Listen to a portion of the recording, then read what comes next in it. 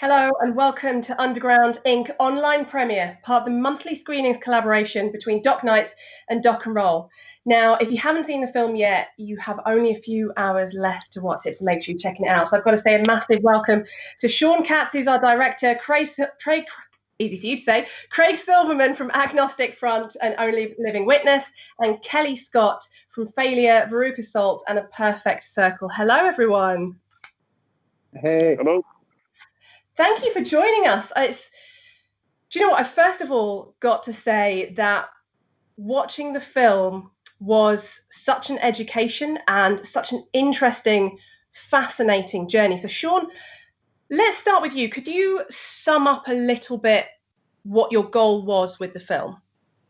Well, I was working in a record store and I was exposed to all of these albums where these bands would have one album out and they would be amazing. And so many times these albums would have an impact on my life so much more than like your household name. And I would think to myself, okay, everybody knows about Smashing Pumpkins, everybody knows about Rage Against the Machine, but why is it that nobody knows about Sugar Tooth or 10 Minute Warning or Brad or Only Living Witness? And that's why I set out to make this, because I wanted to find out for myself, and I also wanted to kind of dive right into my love for all these kind of bands that had really changed my life, and yet no one knew. And every time I played a couple of songs to someone, I'd say, hey, listen to this song by Course of Empire and listen to this song by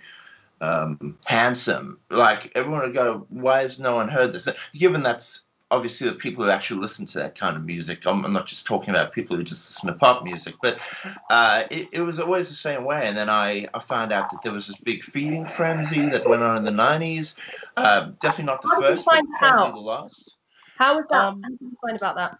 Just through research. And then I just started trying to get in touch with as many people as I could who I thought might be interested in being involved, being interviewed, and I went from there. So obviously watching that film, it must have evoked a lot of feelings, especially for people who were in bands in the 90s. Kellii, watching it, what did you feel and what were your thoughts? Well, I mean, for starters, actually, it made me very happy. I think I said to you guys earlier, it was like seeing like your old classmates that you haven't seen in 20 years. And a lot of them, because of life, you lose touch, and, to see how everybody's story panned out. I was very struck at the similarity of everybody's story, even though, every band and what they go through, they have different forces and different experiences. But generally, the narrative was really close to everything I experienced and everything I witnessed. And, as I was just saying earlier, I mean, the film is pretty long and pretty rich, and it really represents a lot of voices from that time. But there's still there are thousands and thousands of bands with similar stories, or the stories of, you could do a documentary on bands that got signed that never had a record come out that nobody ever heard of. Let alone the bands who did have a record come out and got swallowed by the industry, or the bands who made it to the second record and were pulled apart by the pressures. So it was a nice little snapshot. But in order to really tell the story of what happened in that time, it would have to be a massive week-long miniseries. But at the same time, I really loved it. I mean, that's the first thing I said when Shaun popped up at the beginning of the call, because I had just watched the entire thing this morning, and it really, really made me happy. It was kind of like a bittersweet to see all those faces and all that music on the TV screen. Now, going over to Craig, what were the emotions that were brought up for you watching that documentary? It was such a weird era in music. It was a weird period for guys like punk rockers and hardcore kids like me. nobody aside from our friends really wanted to come and see us play. So when all these bands that were like us started getting picked up by these major record labels, and you're on MTV, it's like, and they tried to suck us into that kind of, like, we're not an alternative band, we're not Soundgarden. And like, paid attention to what it is we do. I mean, we may not be like a heavy metal band or a straight up punk rock band or a hardcore band. That's our background. We have nothing in common with any of these bands, and they tried to kind of market us that way. It's just, we didn't fit in anywhere. We didn't want to fit in anywhere. So it's just, it was a really, really bizarre time, and I saw the industry swallow up a lot of my friends. And you know, it was just a weird period. Do you think that impact that happened in the 90s, which was such a pivotal time for rock, do you feel like it still impacts rock today in 2020? I think there were some really great bands from that era, but just like anything else, it gets perverted. You had your great bands, and then you had these bands that were playing, like, you know, pop radio metal 2 years earlier, and all of a sudden they sound like Pearl Jam. So I think that it was, when it was authentic and real, yeah, it was a great time. It was exciting. You know, it was exciting to go and see bands. Boston was thriving at the time, the music scene. Like, every night I'd go out and see my friends play. And then when it ended, it just ended. It was over. It's overnight. So you went from like having all this alternative music, this wave, and it was just crazy how fast it all ended. Shaun, what was your biggest learning, would you say, in the process of making the documentary? What were you like, oh my gosh, yes, that is so true? I think I was also struck by how many people had such a similar experience, how many narratives of these different bands were overlapping. But I think I also, I think my biggest revelation was how many people who really, really want to play music, like, for life, even if it might not make them money for extended amounts of time for certain periods in their lives, they're still going to find one way or not to do it. Like, you know, the line near the end where Jay Robbins says, so no disrespect to anybody who thinks that they're going to make it, but I kind of think that if you're making music and you're putting your soul into it, then you're already making it. So it changed my idea of what that means for a band to be successful. It's like, what reasons do you want to do this for? So that was my kind of big takeaway that I left. But I mean, I shot the film for 2 months, so there was a lot to take away from as well. I bet, because one of the things that came up for me watching it, because at first, like, I've got this thing where I hear the word fall of rock and my back goes up because I'm like, rock is still alive, it is strong. And so I was like, right, I'm ready to watch this. And one of the things that really struck a chord for me is it made me realize how many bands have now in 2020 are very focused on making money and on the success, and they're looking at the Metallicas, and yet that kind of underground we just play because we love it doesn't seem to be prevalent as much.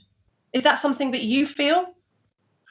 I think that it was just more of a marketed thing back then. I think now there are probably more bands than ever, or just as many, if anything, that are still out there who, you know, they might not care about, you know, social media presence or anything like that. But I mean, if a band is going to play because they love it, they're going to play no matter what. And I mean, sometimes life gets in the way. Sometimes, you know, some of the members might have kids or something, and they just can't do it for a while.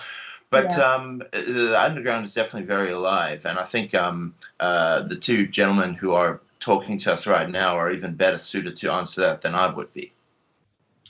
Yeah, it's something that obviously I'm very passionate about, championing new music and new bands, and the scene is so strong now. And actually, I feel like that relates to one of the lines that I saw in your film, Shaun, which I'd like to talk to you about, Kellii. And in the film was the quote about how the internet brought rock back to life. And yet you've got other rock stars who are at the same time saying the internet has killed rock. And so there's like this kind of argument happening. Kellii, what would you say your thoughts are on how the online world has affected rock? I mean, I think both of those examples are true in a sense. You know, a lot of it comes down to who you're speaking to and what their perspective is on both of those arguments. You know, I think definitely in the case of, you know, failure, when we were playing in the 90s, when we broke up, we were still playing to 30 people. And, you know, we had our 15 minutes of fame on MTV, and, you know, we weren't swallowed up by the record company. We broke up as a band and kind of got to walk away and walk our separate ways. And then we came back together as a band 17 years later. And what we had found is in the absence of the band, our appeal and audience had grown like tenfold. You know, when we played our first reunion gig, there were more people at that first gig than probably our entire West Coast portion of a tour in the 90s. So, you know, in that way, the internet is a really good thing, you know, and then, I mean, it has its drawbacks if you're trying to pay the bills and keep the wheels on your car using the internet. You know, it gets a little more difficult because people don't really pay to play your stuff, you know. Like instead of getting on the massive radio station, you're on the Spotify and you're on this, and, you know, you're kind of convinced that you have to do these things for free for exposure and not get paid for it. So, you know, but at the same time, it's very freeing. Like Failure can set up their own little store and put out their own little records and make sure they get to our audience. And, you know, we make a living doing that now. Whereas before, our living was, you got a big chunk of money from a record company and that kept you alive, you know, the bare bones from month to month. But when it was all over, you didn't walk away with anything. You still owed them money and they got to keep all of your intellectual property. But the internet is, I mean, it's a massive, massive, massive sea of bands. I mean, there's definitely still a huge underground scene. It's just all of it is in its own little weird microcosm unto itself. In the 90s, like we had this scene where we were all connected to each other in real life. You know, and touring and playing clubs, and there were like groups of people. So it's, you know, I mean, it's kind of a mixed bag, you know, but I mean, it's life. Things change. You know, if you don't change, you die. If you change, you know, continue to move forward and, you know, sometimes reap the benefits of it. Now, over to Craig. One of the questions that really came to me when I was watching the film is I started thinking about a lot of the big bands who, like Kiss. Gene Simmons has very many times said that rock is dead, there's no new bands anymore. What are your thoughts? Do you feel like the 90s record labels killed rock, or do you feel that maybe actually that was a good thing because now it's brought it back underground? I don't think it didn't kill anything. What it did was it's forced something that was real back to where it belonged. Like a lot of these bands that were on major record labels and they were on arena tours, they were never meant to be that, like bands like that. I never wanted to be in a band like that. It was never part of my. It was anybody ever told me when I was a kid growing up playing the music that I played all of my life, started touring when I was 17 years old. It's like one day you're going to be on an arena tour. It's not like it's so far out of the realm of possibility for me. It's nothing that I've even thought about, nothing I had any interest in. And I think a lot of my friends who all got, you know, decent record deals, they made a little bit of money, they lived the rock star life for a couple of years. You know, they were offered that opportunity and they took it. And you know, they figured out pretty quickly that that's not where they belonged. And they're still out there now doing their thing. You know, yeah, they may not be be on MTV all the time. They may not be on these big tours anymore, but everybody's still doing their thing. You know, I'm 50 years old. I still, well, before this whole right on, before this whole thing started, all the COVID stuff, you know, I spend seven months out of the year on the road. I don't make a lot of money, but it's what I do. If you could sit down with Shaun and go, next film, we've got to also cover this and another thing, what would your and another thing be that you would love to add? Like where all these people are now. Yes. Yeah. Forget about them. Like everybody knows what happened. Like, so even, you know, interviewing people now is like, oh, that was back then. Nobody really talks about what they're doing now. Like I think that there's a good chunk of people that were doing it in the 90s are still doing it now. There's nothing to stop us from doing it. Again, I'm fortunate enough to be in a band that does well enough. You know, again, we're not millionaires or thousandaires for that matter, but we're still able to do what we love to do because our audience is there. Like we don't care about the money. Yeah, of course I have bills to pay. I mean, I can't go out on the road for free anymore. You know, when as a kid, I'd go out for 3 months, come home without a place to live. Yeah, I can't do that now. That's one of the things. Do you know what? One of the things that it's just every time I watch anything to do with rock, it's just always a wonderful reminder that almost rock doesn't really have a huge place in the mainstream because the fans consume rock in such a different way. Like you get tattoos, they're for life. When you're into rock, you're in it for life, and it is your lifestyle, it's your culture, it's everything you live all day, every day. And I think this kind of fast fashion way that record labels have doesn't suit rock. As like my bandmate Vinny Stigma so eloquently put it, it's like, you know, you do something, it's part of your life. It's not like, you know, you can grow out of a pair of shoes, but you can't grow out of a culture. It's either in you or it isn't. And if it's in you, it never leaves. It's culture. Like I'm stupid. I remember being 30 years old and going to like basement shows and like everybody looking, who's the old guy, grandpa here at this show. I still go to basement shows. Well, I did until March. Yeah. But I've been doing this since I was 12 years old. I'm too stupid to quit. So. It's one of those things. Like one of my, I'll never forget Benji Webb saying that when people say to him, "Oh, I used to be into rock," he goes, "No, you didn't, because you don't. It's not something you used to be into. You're in it for life." No. So if you say you used to be, then you never were. You never were, exactly. So going back to Shaun, what is the story when you go home and you're telling your mates or your partner, whoever it might be, and you're like, "Wow, this just happened when I was in the process of making this documentary"? What is your dinner table story about the process?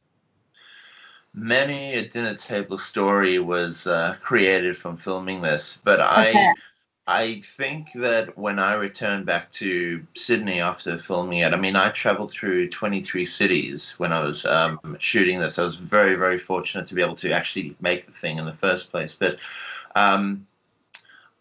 my head was just in like a whirlwind, and I had plenty of stories, and I was kind of, I think, decompressing from all the physically strenuous work that involved doing this, because I shot it all myself. But I think my biggest thing I sat down with was, okay, I now have like 90 hours of footage. Now what do I do? And I think at the start of this interview, Kellii was saying that it could have been like a 6-part series, and I have enough footage for it to be a 6-part series. So I think I was going, how do I approach this? I'm basically editing this without knowing what it'll be, where it'll go to, all that sort of thing. So that was the next step, but it was very much a whirlwind of, wow, I can't believe I was lucky enough to do this.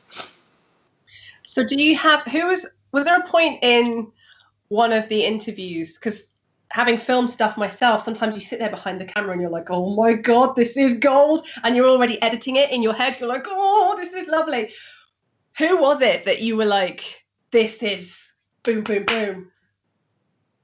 I mean, I had a couple of people who I interviewed specifically, which I was kind of which I was really responding to either because everything that they said was really funny or really insightful.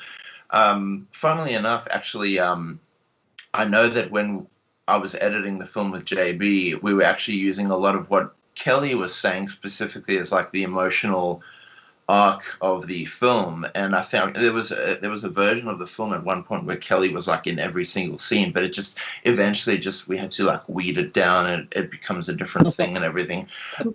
Sorry, Kellii, but no, I actually, it's funny you say that. When we did the interview, like I felt like I did so much talking. I was expecting the film to be about me.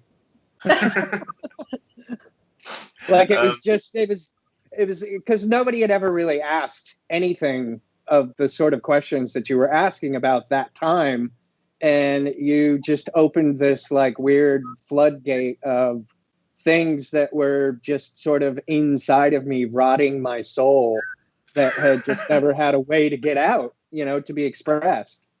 And it was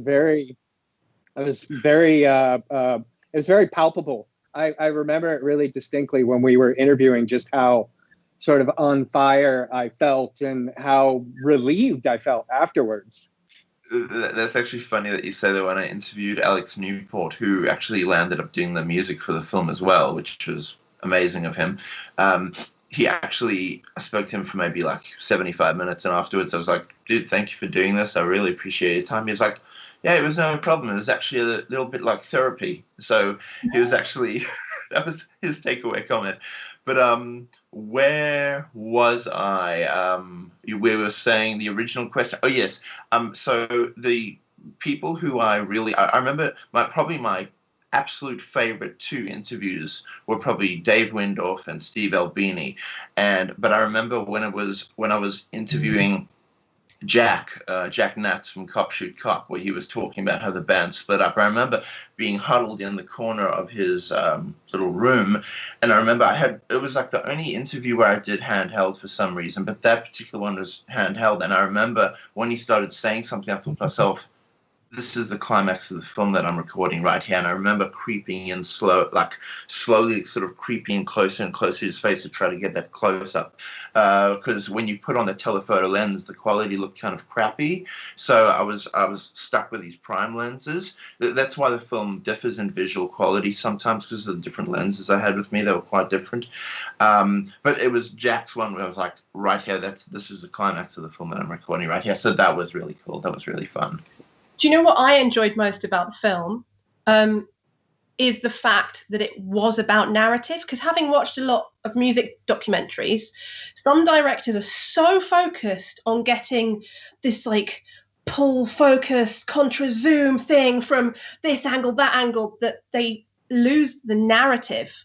And I felt like, I don't know if this was your intention, but I felt like from start to finish, you were just getting the most beautiful, clean shots, but the focus was on narrative, and that meant the story came across so much better. Was that your intention? Yeah, I mean, I remember when I pretty much asked every person I spoke to the exact same questions. I mean, some of them may have differed one or two questions here and there if they had a very specific set of circumstances, but most people all got the exact same question. So that's why there are so many dovetailing aspects. That's why there's so many interchangeable heads in the film that's following the same through line. Yes, because that's what it felt, and it makes sure you ensure that the audience go on that journey with you. So like, even though I wasn't particularly into that music scene at the time, because rock was something that probably came for me more with like emo and things like that, I still felt part of it, because I was like, yes, these are still my people. And it was really beautiful to watch. If you could, because I've asked both of the other guys, if you could do and another thing afterwards, what would you like to add or do a part 2 about? Has it sparked anything in your mind? I very much feel like I made the film I wanted to make, but maybe the other thing may have been how there was a similar thing going on in other countries. It wasn't just in the US. It happened in Canada. It happened in the UK. It happened in Australia. And I think maybe I think maybe you pick up a little bit of that from Alex's interview when he's talking about Fudge Tunnel, but yeah, it happened all around the world that oh, we got to find the next big thing. So maybe that's something that could have been somehow incorporated. But I think I definitely I told the story that I needed to tell based on what I filmed. Kellii, being a big part of that and saying that it's like watching your alumni, there's a lot of talk at the moment about there being a kind of resurgence of rock, but it's happening to the side of rock. So you've got artists like Youngblood or Machine Gun Kelly who didn't particularly break the culture of rock, but now are in this mainstream world of rock and representing rock. Do you think, like, are you one of those people who says, I definitely want a resurgence of labels signing bands within rock? Or are you one of those people who would kind of err more on the side of, actually, let that happen on the side. Let's just keep rock underground. Thank you very much. Some of that question is above my pay grade. But I think in general, the lesson to be learned from what happened in the 90s is, I think what made a large part of then and now so special and so awesome and so unique is that it was just left alone. You know, just leave bands alone. Let them do what they're going to do. Maybe create some other resources for them to have their voice heard, or make it easier for them to go around and tour the country, you know, and be able to pay their bills and, you know, make a living, a small business out of it.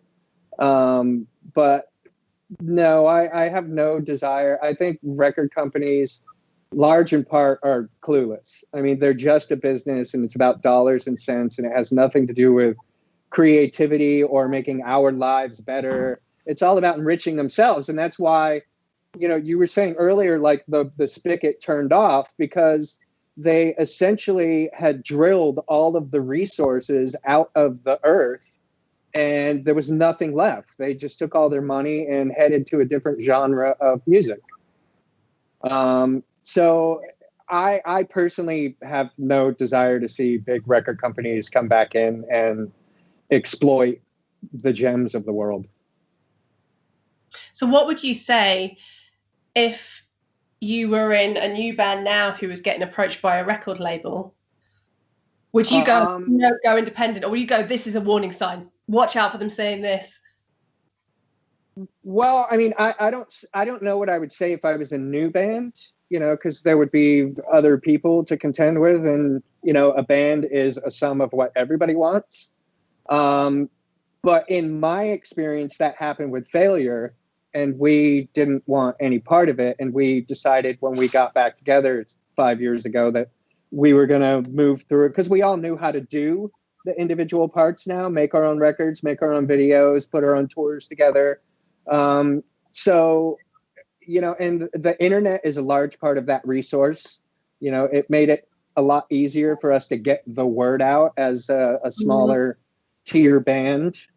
We didn't need, like, you know, the mega promotions of record companies spending hundreds of thousands of dollars of our money, essentially, that we'd never be able to pay back. So, you know, now we're able to target things. And no, I mean, honestly, it's like any other small business. If you're going to open a liquor store, you know, you're the one that's going to be doing all the purchasing. You're the one that's going to be doing the promoting. Like, it's just weird that if you're in a band, like, the business is this way and everybody else is responsible for, like, making your life amazing. But every other business, it's like the single proprietor is in control of whether that business is successful or not. You know, I think that's a large part of why that business model doesn't work very well. And it's a shame that, you know, when we walked away from it, like, we were blaming all of these other people, you know, when in fact, you know, we're all responsible for what did or didn't happen to us and our bands in the 90s. What do you mean we're or at least that's how I feel. In what way? When you say we're all responsible? Well, you know, I mean, I think everybody knows that, like, you know, the A&R guy's full of shit, but, you know, yet you still kind of, you know, believe every word he says, and, you know, you want it to be real. And you've seen dozens and dozens of friends get lied to, but, you know, you're the special one that nobody's lying to. And, you know, and it's kind of, you know, I'm a musician. I'm just going to make the music and that's it. And if it doesn't make it, it's everybody else's fault.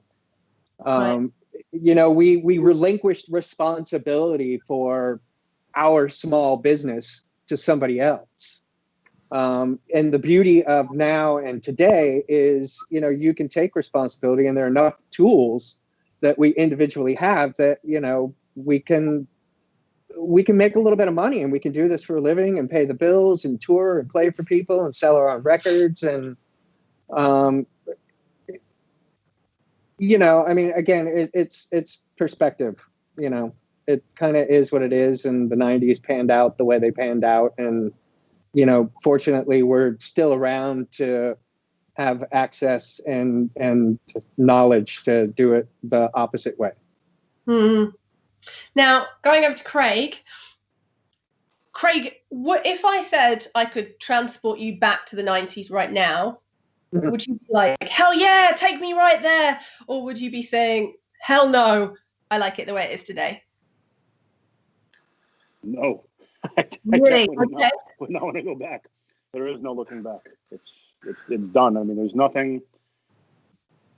It wasn't like a grand time for me. It was. I was excited for all of my friends that we.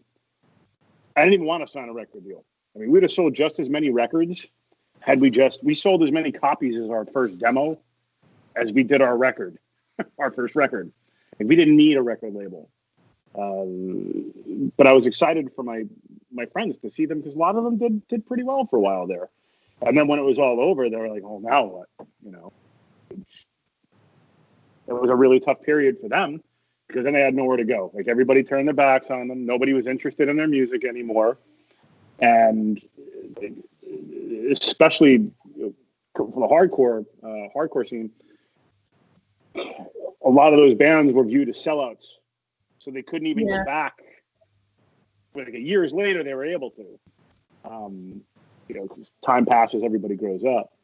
But I hated that era, just because the one thing that I hated about mainstream music is what, like, as Kellii was saying earlier, like, A&R guys, record labels will suck the creativity out of great bands and try to mold them into something that they're not.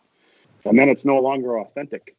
And that happened to a lot of really great bands. Like, they I hate to say it, but yeah, sellouts. You allowed these people you sold your souls to them. But yeah, it was a rough era. So I'm happy to be where I am now. I've got to say, it makes sense, because whenever I see, like, the more hardcore bands, they do have more of that DIY. They're under no illusion of, hey, I'll tell you what, I really want to get played on K-Rock. They're under no illusion. They know they are who they are. When I was a kid, it's like anybody, oh yeah, you know, you can have a video on MTV. No, we're not. It's like, it's not going to happen. It's not only something I don't want. It's just not going to happen. It's not possible. And then it wound up happening. Is that what's kept you enjoying? Because it's been actually really nice hearing you speak, because that obvious passion and love for playing live and being in a band is coming across. Do you think that's what's kept your passion, is that you never put that bar to somewhere where you didn't want to go? Right. I mean, that's the one thing that I can say, at least about, I've been in a lot of bands over the years, but at least for the band that I was in the 90s, like, we never signed a major record deal. We were on an independent, and I didn't even want to sign that record deal. It's like, we don't need a record label. This is crazy. Like, we had our mailing list pre-internet. We'd send everybody postcards. It's like, hey, you want to buy our demo? Like, $5, include shipping and whatever. We didn't need a record label. But I didn't look down on anybody that signed one. It's like, hey, that's what you want to do. That's fine. But us, where we had no grand illusions, we weren't looking to make a living playing music. It's just thinking back to that era, it's like it's nothing that it never crossed our minds. So to see all these bands that were kind of like us get these huge record deals, it was it really was mind blowing to see like Quicksand, for example, see Walter from Gorilla Biscuits like on MTV, in 120 minutes, and then they played them on Headbangers Ball, and they're like a popular band for a while there. It was pretty crazy. And again, I mean, Walter's a great guy. I love him dearly, but it was a strange thing to see, like one of us at that level. And to me, they might as well have been Van Halen, because they were all over the place. They were on tours. They were all over MTV. But it was never anything that I wanted for myself. I'm happy with what I do. I've been doing it for a very, very long time, and I'm still able to do it. Again, I'll be 50 years old in a couple months, and it's what I do. As I said before, it's in your blood. You can try and stop. You can try and get away from it, and I did for a year. And I can't. I'm too stupid to stop doing this. So I will do it until I'm no longer physically able to, and that's it. Shaun, back to you, because I might be completely off base here, but one of the questions that really struck a chord with me through watching the film, and I was kind of left wondering, is do you think that there's been a change in the fan base of rock? Not overall, but just to a certain degree, because of the fact that rock did go mainstream?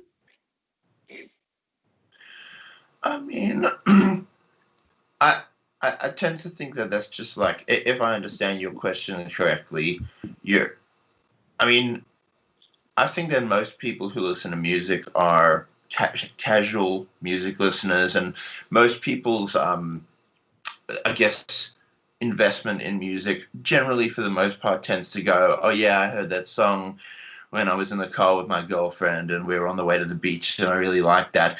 And it tends to be only a small portion of people in the world who have this very big investment on, like, yes, I'm into this and that's my thing and fuck you and that kind of thing, pardon my language. So I think that it's just like anything else. You have your casual fan base and you have your, like, really into it, and that's who I am as a person. But so I think that maybe that sort of casual enjoyer of music might be what you might be talking about when you say people who maybe liked Nevermind but didn't know that there was also Bleach and what is it called, In Utero. So you know what I mean. One of the things I felt was that rock felt like so much more of a rebellion. Like, it felt like finally people who'd often been ignored had these voices, and it felt like almost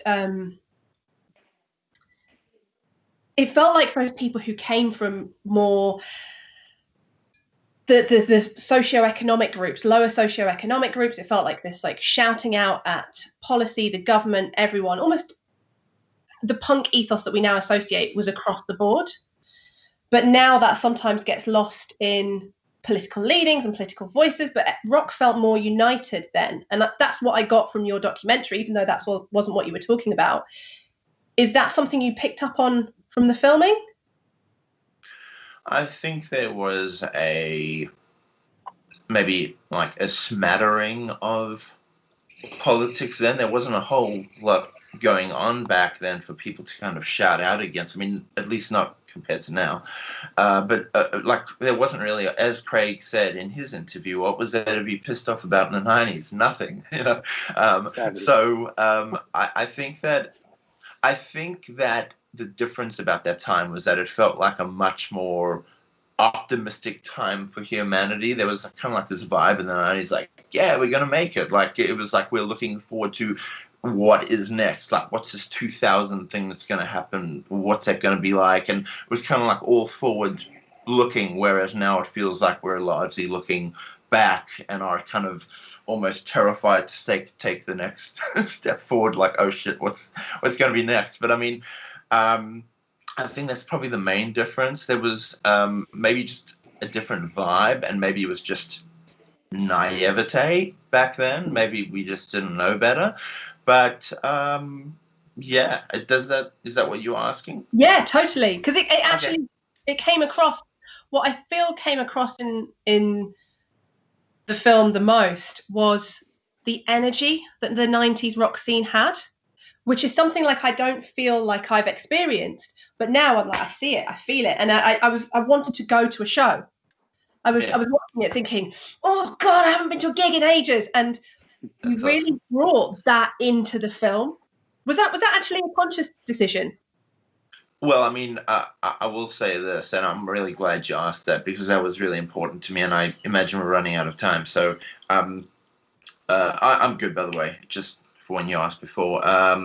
Now, I remember when I had a discussion with Adam and JB, who I was kind of creatively spitballing with about how do we do this, how do we make this, was that we wanted the end of the film to end the film where people actually felt compelled to go out and find these bands and actually have that ending sort of spark of motivation to go, where do I find these records that I've never heard of? So I'm very happy that you said that because that was the whole goal. Maybe we weren't using the word show, but you basically said the same thing as what we intended to have the ending leave you with. I wrote a list. Not even a word of a lie.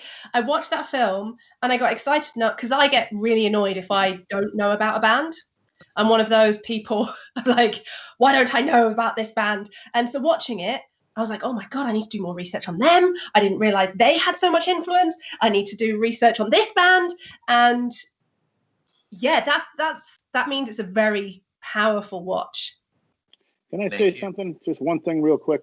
Yeah, sure. So I think what hurt rock and roll more than anything else, like when I was a kid, what attracted me to rock and roll music was that it was rebellious, it was dangerous, it was offensive.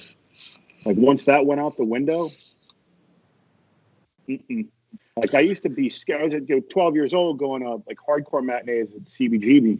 I was scared to death. But I enjoyed feeling that way. I liked being scared. I liked being a part of this craziness. And I think that rock and roll became more conformist than rebellious. And I think that really damaged rock and roll. Like no matter what genre of rock music it is, it's like it's not about being a conformist. It's about rebellion. That's what rock and roll is. It's what it's supposed to be about. Yeah, 100%. It's not like. Do you know what? This is actually really interesting because it's a conversation I've been having with some new bands recently where they were getting really annoyed because their label thought the video that they were going to put out was too offensive because it had some guns in it and they were trying to make a political statement about school shootings and the violence in the world today. And labels in 2020 are so afraid because of cancel culture online. They're trying to suck out any rebellion and try and turn it into pop and try and turn it into some kind of 90s pop. So it has no edge, nothing. I mean, we all know it doesn't have to be offensive to have. No, but when I say offensive, I don't mean like being outright offensive or being racist or anything like that. I mean just whatever. You're not Burzum. You're not mainstream. I'm not going to follow. I'm not going to let you tell me what I'm supposed to listen to, what I'm supposed to say, what I'm supposed to think, what I'm supposed to do. I really don't care what anybody thinks, and that's why I've been around as long as I have. God, try and cancel me. It ain't gonna happen. Kellii, do you think that labels are still having? Because that's a really interesting point that Craig brought up there, and it got me going on how labels still are trying to kind of sand down the edges in rock. Don't be too edgy. Don't be too much. Do you feel that in 2020? Yes, and it started in the 90s. The beautiful thing about the film, and I think what resonated with you, that you were in your previous question to Shaun, when I watched that film, it immediately to me represented the last gasp of actual artistic individuality. Like, it was a group of all of these dudes from all these different places, and women from all these different places with different influences, but we all tapped into this thing that only as an individual you have, which is your voice. And that's what attracted everyone to it. And then record companies, of course, got in there and they tried to mess with that thing by doing what like parents do. Like, you have to do it this way. You can't say that. You have to go to school. You have to, like, they took all of what was so special about it out of it. And they were left with nothing but another nice pair of shoes, like pure commerce, a product. It's like, as great as the record Nevermind was. Sorry to interrupt you, man. No, sure. It's for people that had never heard them before. Like, wow, this is such a clean band. Nirvana was a punk rock band. Yeah. I'd seen them 3 times by the time Nevermind came out. Butch Vig cleaned them up, made them like a commercial product. It was acceptable. Like, it was, you had college, college radio, whatever. But I mean, just the average college kid in a dirty white hat is now like a Nirvana fan. But it's like they weren't a pop band. They were a punk rock band that was produced in a way, packaged in a way that made them, they were commercially viable. They were accessible. And bands like that 3 years before, it would have never happened. It would have never happened. I think the excess and the silliness of that, like 80s radio metal stuff, like the Poisons and the Warrants, Skid Rows, like, it was so silly. There was nowhere else to go but kind of like reel it back a little bit. But like you said before, Shaun, I didn't get the angst. Like, what are you angry about? Because you can't buy the red and black flannel that you saw on that Pearl Jam video? I mean, what are you kids so upset about? So, but yeah, the record industry they executed it perfectly. They really did, and it was short lived. I mean, how long did that whole thing last for? 3-4 years. But it's amazing because it's still, I guess, it almost had an evolution in the whole, new metal came in, and then you had your emo movement, which was technically pop punk, but we won't talk about that. And then again, they did the same thing with bands. But that's another thing, a term that always drove me nuts is pop punk. Yeah. Pop punk? It's like, it's an oxymoron. All right. Yeah. Like alternative, like when you like alternative rock was huge. What is it an alternative to? Like, the whole point of being alternative is being an alternative to mainstream whatever it is. There's nothing alternative about like early 90s alternative music. Nothing at all. It was radio rock, and there's nothing wrong with that. I have no problem with it. I wore a corporate rock sucks t-shirt too when I was a kid, when I was stupid. But it's like nobody was holding a gun to any of these bands' heads. They went right along. They didn't have to. Yeah. Kellii, what do you think it is that made you want to carry on making music and keep persevering all through until today? I mean, nothing before or after playing music has ever made me feel like I was contributing something to the world, or that it holds a space inside of you that having a job or doing other stuff, like, I've never found anything else that I was willing to have a shitty life for. Yeah, I hear you with that. And there was a singular moment where I realized early on that my greatest rock dreams weren't going to come true. You know, it's funny, like you and I we came at playing music in the 90s from a different place, but you know, at 50, we both wound up in the same exact place. You know, there was a moment where like, okay, you say you love music. Do you love it enough to never have all of the stuff that all of the other adults have? Like your own apartment, or the ability to keep a relationship together, or a car, or, you know, anything. Money to eat food 3 times a day consistently. You know, and the answer, I think, for better was yes. And, you know, there were difficult moments, but it taught you a sense of, like, what are you willing to do for the thing you say you love? Yeah, I mean, you know, I wouldn't trade it for anything. Me either. I mean, for a long time, I'd come home from a tour, and yeah, I'd have no place to live. I'd live in my practice space, like until I found a place that I could live for a month, then go back out on the road, come back, have no place to live. It's like you do it because you love it. And you do it for love. Trust me, it's not a lifestyle for everybody. There's no doubt about it. You know, I've toured with younger bands, like early 90s. Like they would be in a tour bus with a headlining band, and here we would be showing up in this crappy van. We didn't know it was going to make it or not. And I hear them complaining about having to load gear. Like, you know, I didn't sign up for this. I'm not a roadie. Like, the opening band is how it is. You know, they hump the gear. I was going to tell you what, we'll take your spot since we have to hump our own gear anyway. I'll gladly be in that tour bus. Yeah, this van is probably not going to get you to the next gig.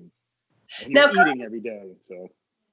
Going back to Shaun, because we're about to wrap up. Shaun, the last question for you is, and I hope if anyone hasn't watched the film yet, turn this interview off now. Can you tell us the rest of the story about the guy's nose? Did it get sewn back on? That really stressed me out. I was like, did they manage to sew it back on? Well, you know, he didn't actually mention that. Oh, what a screwed up way to end the film as well. He didn't actually go past what happened right after that, but he did say that like a month later, and this was like after and by the way, the person who was with him that he's talking about, me and Greg, he was talking about Greg Dooley from the Afghan Wigs. So, but we couldn't include that for, you know, personality rights reasons and stuff. So, he said that a month later, when the band had broken up, an interview came out. He was meant to do like an interview for some drummer magazine, and he said that they wrote an article about the band, and then the only portion of his interview that they published was him telling them the nose story, and that's all they put in there. But I can tell you one quick thing, if I can, which relates to what Craig said before, and this is a fantastic way to end this, which is that I was interviewing Alex, and he said to me that he got a tour with Fugazi, and he said that he was with his band, and they were driving in their van, and he said that he saw that when they parked to load in all their gear, he was like, him and his bandmates were like, look, Fugazi, they've got like their own, you know, it was one of those vans without the windows, just like one of those like cargo vans. He goes, look, they've got their own van just for all the gear. We have to like be stuffed in here with all our gear. Like, what the hell? And he said that they're sitting in the van, and he said that the guy came to unload the gear, and all the guys from Alex's band, from Fudge Tunnel, were saying, "Oh, what the hell? They've got a guy coming to unload their cargo van. They've got a van just for their gear. Like we're stuffed in here with all of our gear. What the hell?" And he unpacked the drums, he unpacked the amps, he unpacked everything, and they were like, "What the hell? We have to do everything ourselves." And then he said, right at the end, when they unpacked the last piece of gear, the Fugazi guys were stuffed in underneath the cargo van, underneath all their instruments, wedged in there, and they were like lying in the van on the floor of the van. They'd basically taken out all the seats in the back and filled it with instruments, and the guys were like sleeping underneath all of the instruments, basically. And that's how they do it. And he said that was a big eye opener on what it takes to, be willing to do what you do. Brilliant. Thank you so much to Shaun, Craig, and Kellii as well. Thank you, House of Bands and Doc and Roll. Check out Doc and Roll for 36 other films on demand right now, and make sure you are watching the rise and fall of alternative rock. And thank you, everyone. Thank you. Thanks, guys. Thank you.